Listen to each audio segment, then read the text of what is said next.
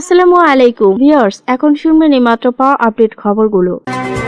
৫ দফা দাবিতে পল্টনে জামায়াত আর দলের সমাবেশ শুরু।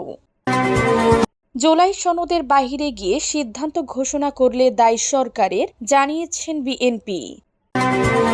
যারা সংস্কারের বিপক্ষে তাদের সঙ্গে জোট সম্ভব নয়, বলেছেন হাসানাত।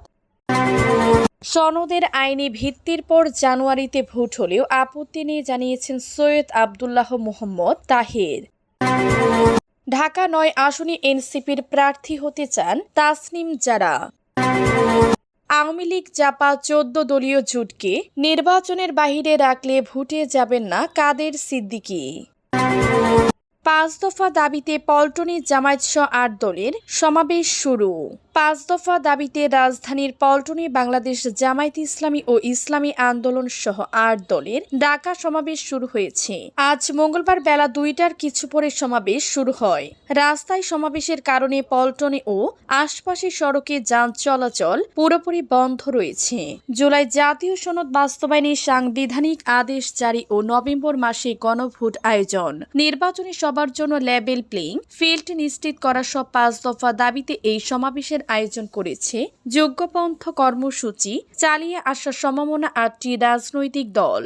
দলগুলো হলো বাংলাদেশ জামায়াতে ইসলামী, ইসলামী আন্দোলন বাংলাদেশ, বাংলাদেশ খেলাফত মজলিস নেজামে ইসলামী পার্টি, বাংলাদেশ খেলাফত আন্দোলন, বাংলাদেশ ডেভেলপমেন্ট পার্টি ও জাতীয় গণতান্ত্রিক পার্টি। জামায়াতের সহকারী সেক্রেটারি জেনারেল হামিদুর রহমান আজাদ কর্মসূচি শুরু করার ঘোষণা দেন। এর আগে সমাবেশকে কেন্দ্র করে বেলা ১১টা থেকে পল্টন মোড়ে দলগুলোর নেতা কর্মীরা জড়ো হতে শুরু করেন। ইসলামী আন্দোলন বাংলাদেশের আইএফি আমির এবং চরমোনাই পীর মুফতি সৈয়দ মোহাম্মদ রেজাউল করিমের সভাপতিত্বে অনুষ্ঠিত সমাবেশে জামায়াতের আমির শফিকুর রহমান এবং ৮ দলীয় জোটের অন্যান্য জ্যেষ্ঠ নেতারা বক্তব্য রাখবেন বলে জানা গেছে। জুলাই সনদের বাহিরে গিয়ে সিদ্ধান্ত ঘোষণা করলে দায়ী সরকারের, জানিয়েছেন বিএনপি বলেছে, জুলাই জাতীয় সনদের বাহিরে গিয়ে সরকার কোনো সিদ্ধান্ত ঘোষণা করলে তার সব দায় সরকারের উপরই বর্তাবে। সনদে স্বাক্ষরকারী কোনো রাজনৈতিক দলের পক্ষে তখন সেই সিদ্ধান্ত মান্য করার বাধ্যবাধকতা থাকবে না। আজ মঙ্গলবার দুপুরে রাজধানীর গুলশানে বিএনপির চেয়ারপারসনের কার্যালয়ে আয়োজিত এক সংবাদ সম্মেলনে এসব কথা বলেন দলের জ্যেষ্ঠ নেতা ও জাতীয় স্থায়ী কমিটির সদস্য খন্দকার মোশাররফ হোসেন। এর আগে গতকাল সোমবার রাতে গুলশানে বিএনপির চেয়ারপারসনের কার্যালয়ে দলটির স্থায়ী কমিটির সভা অনুষ্ঠিত হয়। সভায় সভাপতিত্ব করেন বিএনপির ভারপ্রাপ্ত চেয়ারম্যান তারেক রহমান। সভার সিদ্ধান্ত জানতে দলের স্থায়ী কমিটি আজকের এই সংবাদ সম্মেলন আয়োজন করে।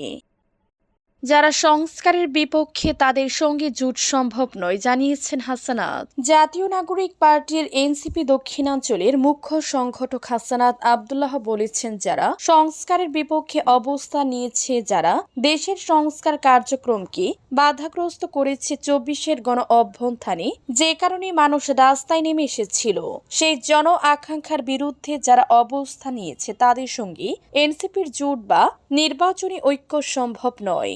আজ মঙ্গলবার দুপুরে নারায়ণগঞ্জ শহরের বিবি রোডে জেলা ও মহানগর এনসিপির কার্যালয়ের উদ্বোধনী অনুষ্ঠানে সাংবাদিকদের প্রশ্নের জবাবে হাসানাত আবদুল্লাহ এসব কথা বলেন। হাসানাত আবদুল্লাহ বলেন, আমাদের দলের আহ্বায়ক নাহিদ ইসলাম ইতিমধ্যে স্পষ্ট করেছেন এনসিপি সংস্কারের পক্ষে, বাংলাদেশের পক্ষে, ভারতীয় আধিপত্যবাদের বিরুদ্ধে এবং সাম্প্রদায়িক সম্প্রীতির পক্ষে থাকা রাজনৈতিক শক্তিগুলোর সঙ্গে জোট গঠন করতে পারে, কিন্তু যারা সংস্কারের বিপক্ষে অবস্থান নিয়েছে তাদের সঙ্গে এনসিপির জোট বা নির্বাচনী ঐক্য সম্ভব নয়। সনদের আইনি ভিত্তির পর জানুয়ারিতে ভোট হলেও আপত্তি নেই। সরকার জুলাই সনদ বাস্তবায়নের দায় পুরোপুরি রাজনৈতিক দলগুলোর উপর ছেড়ে দিতে পারে না। সরকারের এখানে মৌলিক দায়িত্ব পালন করতে হবে। জুলাই জাতীয় সনদের আইনি ভিত্তি হয়ে গেলে যদি জানুয়ারিতেও নির্বাচন হয় তাতে জামায়াতে ইসলামের আপত্তি নেই, তবে সরকার ও সংশ্লিষ্ট সবার এটা বোঝা উচিত, মৌলিক সংস্কার ছাড়া এ দেশের জনগণ কোনো নির্বাচন মানবে না। বাংলাদেশের বর্তমান বর্তমান পরিস্থিতিতে জাতি উদ্বিগ্ন। তার প্রধান কারণ হচ্ছে দেশ কোন দিকে যাচ্ছে এর কোনো সুস্পষ্ট দিক নির্দেশনা মানুষ খুঁজে পাচ্ছে না। আগামী ফেব্রুয়ারিতে একটি জাতীয় নির্বাচন জাতির প্রত্যাশা। আমরা মনে করি সব রাজনৈতিক দল এবং বর্তমান সরকারেরই এ ব্যাপারে কোনো দ্বিমত নেই, ভিন্নতা নেই।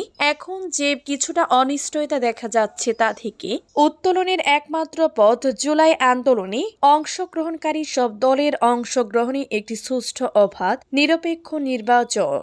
যে কতিপয় সংস্কারের ব্যাপারে আমরা সবাই একমত হয়েছি, যেটাকে জুলাই সনদ বলা হচ্ছে, এই জুলাই সনদের মাধ্যমে দেশে একটি গুণগত রাজনৈতিক পরিবর্তন আসবে। এ ব্যাপারে মানুষ গভীরভাবে আগ্রহের সঙ্গে অপেক্ষা করছে। সুতরাং আমরা মনে করি রাজনৈতিক দলগুলো যদি আন্তরিক হয় তাহলে এই ধরনের পরিস্থিতি কাটিয়ে ওঠা কোনো বড় ধরনের কঠিন কাজ হবে না। জুলাই সনদের বাস্তবায়নের ব্যাপারে আমরা সবাই সই করেছি এবং এনসিপি ও জাতীয় নাগরিক পার্টি ইতিমধ্যে এই সনদের আইনি ভিত্তি এবং সাংবিধানিক ভিত্তি পাওয়ার ব্যাপারে নিশ্চয়তা পেলে স্বাক্ষর করার বিষয়ে মত প্রকাশ করেছে। ঢাকা ৯ আসনে এনসিপির প্রার্থী হতে চান তাসনিম জারা। একাদশ জাতীয় সংসদ নির্বাচনের জন্য দলীয় মনোনয়নপত্র বিক্রি করেছে জাতীয় নাগরিক পার্টি এনসিপি। রাজধানীর বাংলা মোটরে এনসিপির অস্থায়ী কেন্দ্রীয় কার্যালয়ে এই মনোনয়নপত্র বিক্রি চলছে। এনসিপির শীর্ষ পর্যায়ে নেতাদের বেশিরভাগই এখনও দলীয় মনোনয়নপত্র কিনেননি। তবে গতকাল সোমবার রাতে ঢাকা ৯ আসনের জন্য মনোনয়নপত্র কিনেছেন দলটির জ্যেষ্ঠযোগ্য সদস্য সচিব তাসনিম জারা। ঢাকা ৯ সংসদীয় আসনটি সবুজবাগ, খিলগাঁও, মুগদা ও মান্ডা থানা নিয়ে গঠিত। বিএনপি ঢাকার বেশিরভাগ আসনে প্রার্থী ঘোষণা করলেও এই আসন ফাঁকা রেখেছে। এনসিপি নেত্রী তাসনিম জারার জন্যই আসনটি ফাঁকা রাখা হয়েছে কিনা তা অবশ্য নিশ্চিত করা যায়নি। গতকাল সোমবার রাতে বাংলা মোটরের রূপায়ণ টাওয়ারের এনসিপির কার্যালয়ে গিয়ে দেখা যায় ঢাকা ও ঢাকার বাহিরের বিভিন্ন এলাকা থেকে দলটির মনোনয়ন প্রত্যাশী ব্যক্তি ও তাদের সমর্থকরা সেখানে ভিড় করছেন।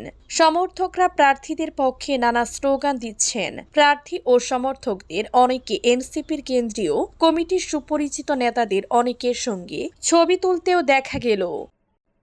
আওয়ামী লীগ জাপা 14 দলীয় জোটকে নির্বাচনের বাহিরে রাখলে ভোটে যাবেন না কাদের সিদ্দিকী।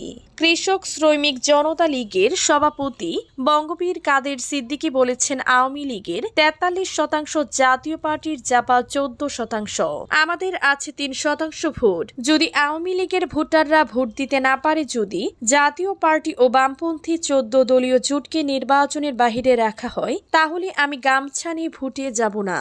আমরা জনগণের ভোটার অধিকার নিশ্চিত করতে চাই। শুধু বিএনপি, শুধু জামায়াত নির্বাচন করলে নির্বাচনে আসব তা হবে না। টাঙ্গাইলের সখীপুরে বহিরাতুল ইউনিয়ন কৃষক শ্রমিক জনতা লীগের দ্বিবার্ষিক সম্মেলনে গতকাল সোমবার সন্ধ্যায় প্রধান অতিথির বক্তব্যে কাদের সিদ্দিকী এসব কথা বলেন। অন্তর্বর্তী সরকারের প্রধান উপদেষ্টা অধ্যাপক মোহাম্মদ ইউনূসকে উদ্দেশ্য করে কাদের সিদ্দিকী বলেন, ইউনূস সাহেবকে অনেক বড় মানুষ ভাবছিলাম। শেখ হাসিনা যখন আপনাকে সুদখোর বলতো তখন আমি আপনার পাশে ছিলাম। আপনি ক্ষুধার ঘর বাইন্দা আসেন নাই।